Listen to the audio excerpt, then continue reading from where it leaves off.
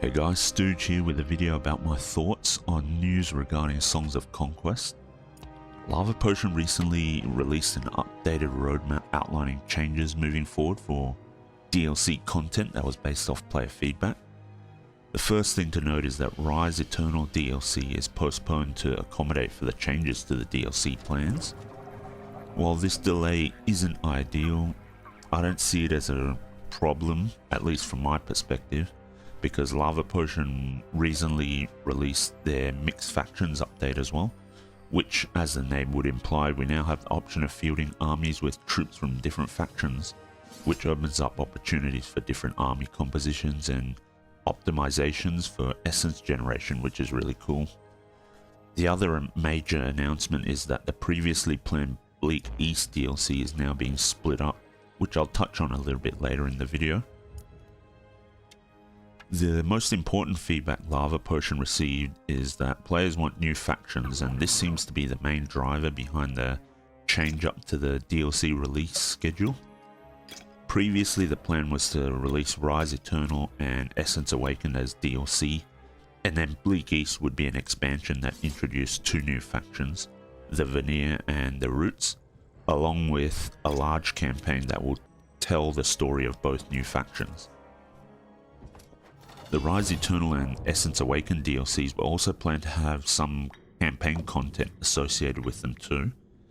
The Rise Eternal DLC Steam page shows that Lava Potion wanted to introduce something they called Tales, which are playable missions that would tie into the campaigns, and I assume that was the campaign content that was initially planned for, and my guess is Essence Awakened initially had a similar sort of plan as well.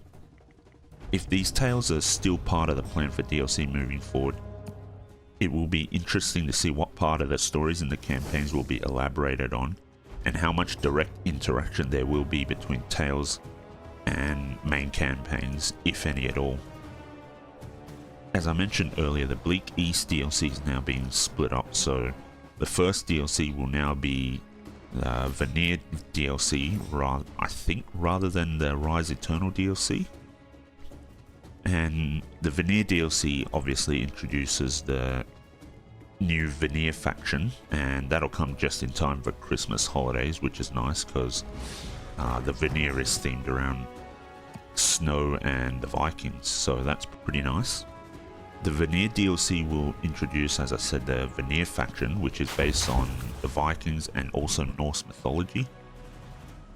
And since Lava Potion is a Swedish studio, it makes sense that there would be a Viking/Norse faction. And I think Vikings are just always a great addition to a fantasy-themed game. So that should be a great little addition to the roster of factions in Songs of Conquest. The question I have now is what happens to the Rise Eternal and Essence Awakened DLCs.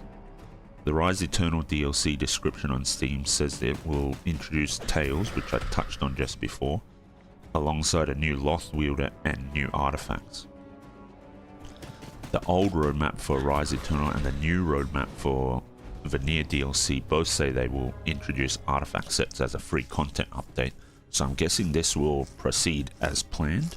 The old roadmap indicated that the DLC and expansions would have associated campaigns, but the Steam page for the Vanir DLC shows that the DLC will provide the Vanir faction, introduce winter-themed biomes for maps, 5 new conquest maps highlighting the winter biomes and the Vanir faction, 2 new challenge maps themed around the Vanir, and also introduce artifact sets, which I just touched on, but no mention of a campaign. My guess is that Vanir and Roots will have their combined campaign as previously planned, and it will release as part of the Roots DLC, so we might be playing as the Vanir before we have access to their story arc.